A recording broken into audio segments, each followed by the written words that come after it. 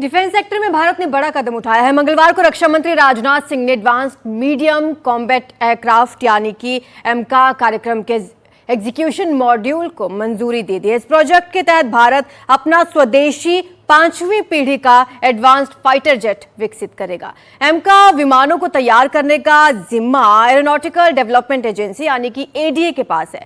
निर्माण प्रक्रिया में भागीदारी के लिए जल्द ही निजी और सार्वजनिक क्षेत्र की कंपनियों से बोली भी आमंत्रित की जाएगी। तो चलिए अब आपको ये भी बताते हैं कि 5वीं पीढ़ी के फाइटर की खासियत क्या है। बिल्कुल, तो ये स्टील्थ तकनीक से लैस आधुनिक लड़ाकू विमान है। सुपर क्रूज उड़ान की क्षमता और रडार से बचने में ये सक्षम होते हैं। पहले से बेहतर सेंसर सुविधाएं होती हैं जो सटीक हमले में मदद करती है।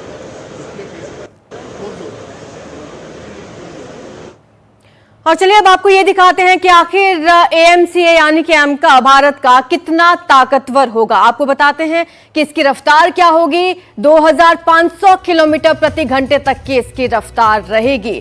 ये ताकत है एमका की। सिंगल सीटर रहेगा, double engine multi role fighter jet विमान रहेगा। ये तस्वीरें, ये मॉडल की तस्वीरें आप देख रहे हैं और लगातार उड़ान की क्षमता इसकी 10 घंटे तक की है। यानी कि 10 घंटे तक की आयुषी इसकी क्षमता है, लगातार उड़ान भर सकता है। बिल्कुल, ये खासियत हम आपको बता रहे हैं एमका की क्या क्या खासियतें हैं। देखिए 11 हार्ड पॉइंट है, 11 तरह के वॉर हेड इसमें लगाए जा सकते हैं। ये इसकी ताकतवर है, खासियत है इसकी। 11 हार्ड पॉइंट, 11 तरह के वॉर हेड इसमें लगाए जा सकते हैं। और ये इसकी तस्वीर भी हम आपको दिखा रहे हैं एमका जो कि लगातार देखिए जो सेना है अपनी ताकत को और बढ़ा रही है, नए नए हथियार नए नए विमान इसमें ऐड करके। और ये एमका की ताकत हम आपको बता रहे हैं कि किस तरीके से ये काम करता है। 2025 में एग्जीक्यूशन मॉडल को मंजूरी मिली थी, तो 2025 में मंजूरी मिली है और 2028 तक पहली उड़ान ये भर लेगा, ऐसी उम्मीद की जा रही है। और इसको लेकर तैयारियां भी शुरू हो चुकी हैं और फिर 2034 में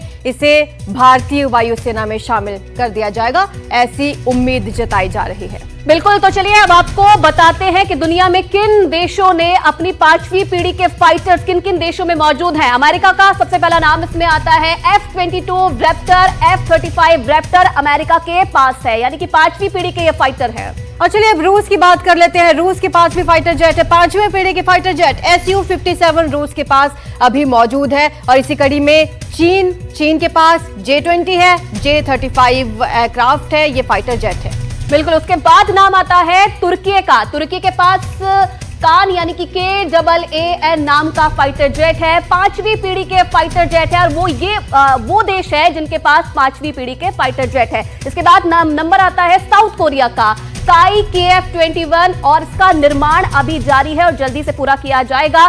काई KF-21 ये साउथ कोरिया का 5वीं पीढ़ी का फाइटर। और इसी में आगे कड़ी में भारत भी जुड़ जाएगा अब एमका, जिसका जल्द ही निर्माण शुरू हो जाएगा और बहुत जल्द इसे भारतीय वायुसेना में शामिल भी कर लिया जाएगा। इसकी खासियतें भी हमने आपको बताई हैं कि क्या कितना ताकतवर रहने वाला है भारत का एमके। बिल्कुल, देखिए 5वीं पीढ़ी के एयरक्राफ्ट एमका का मॉडल बेंगलुरु एयर शो में प्रदर्शन के दौरान दिखाया गया था। फरवरी 2025 में ये प्रदर्शनी लगाई गई और उस वक्त हमारे डिफेंस एडिटर राजीव रंजन भी वहां मौजूद थे। उस वक्त उन्होंने इस प्रोजेक्ट के डायरेक्टर से बात की थी। उन्होंने इस एयरक्राफ्ट के बारे में क्या बताया, सुनिए। बेंगलुरु में चल रहे एरो इंडिया में अमेरिका अपने 5th जनरेशन एयरक्राफ्ट F-35 लेके आया तो रूस लेके आया Su-57। भारत भी 5वीं पीढ़ी का एयरक्राफ्ट बना रहा है।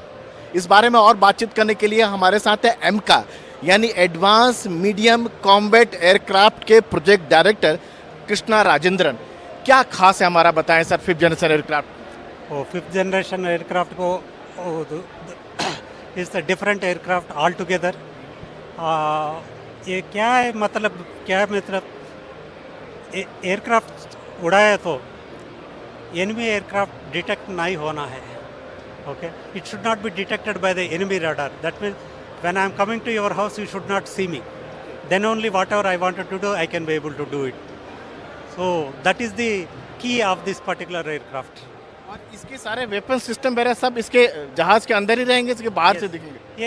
ये इसका एयरक्राफ्ट में ये स्टेल्थ एयरक्राफ्ट का मैं हमारा बात कर रहा हूँ। स्टेल्थ एयरक्राफ्ट का मतलब वो वेपन सिस्टम है ना, वेपन सिस्टम अंदर रहेगा, बाहर नहीं दिखेगा, कुछ वेपन नहीं दिखेगा। एलसीए की बात करें सर, लाइट कॉम्बैट एयरक्राफ्ट जो हमारा तेजस है सर, उसके तुलना में 4th जनरेशन एयरक्राफ्ट माना जाता है वो ये 5th जनरेशन, क्या गैप है? अगर कॉमन मैन के पर्सपेक्टिव से बताएं सर, क्या अंतर है दोनों में? 4th जनरेशन में दो वेपन सिस्टम है ना, वेपन सिस्टम का विंग का नीचे रहता है, इसमें अंदर अंदर रहता है, वो एक ही डिफरेंस है। दूसरा डिफरेंस है तो 4th जनरेशन एयरक्राफ्ट में पूरा एंटीना प्रोट्रूडिंग बाहर आता है, इसमें कुछ नहीं दिखेगा बाहर, सब कुछ अंदर रहेगा, सब कुछ अंदर रहेगा। हाँ, और ये इसकी स्पीड कितनी होगी? सिंगल इंजन होगा, डबल इंजन होगा? पायलट इसका ट्विन इंजन एयरक्राफ्ट है, ट्विन इंजन एयरक्राफ्ट के मैक्सिमम स्पीड का 1.8 मार्क पे चले रहेगा, 1.8 मार्क चलेगा। और ये कब तक बन के तैयार हो जाएगा सर?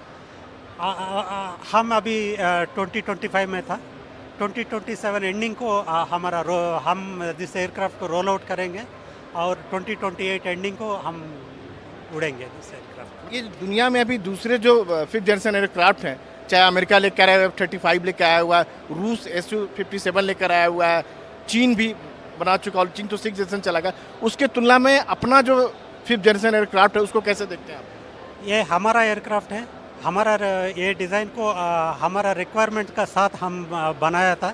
ओके, US F-35 को उनका रिक्वायरमेंट को बनाया था, चाइना वो उनका रिक्वायरमेंट को बनाया था। हम इंडियन एयरफोर्स का रिक्वायरमेंट है, इंडियन एयरफोर्स का रिक्वायरमेंट लेके हम डिज़ाइन कर दिया। क्या कहना सवाल है कि जो चैलेंजेस जो बॉर्डर पर जो है एडवर्सरी के सामने, हम उन चुनौतियों को मीट कर पाएंगे इस फाइटर के बल? बिल्कुल मीट कर पाएंगे, बिल्कुल मीट कर पाएंगे, because that is the requirement that we have taken and then designed it, and this aircraft will territorially it will protect our Indian borders.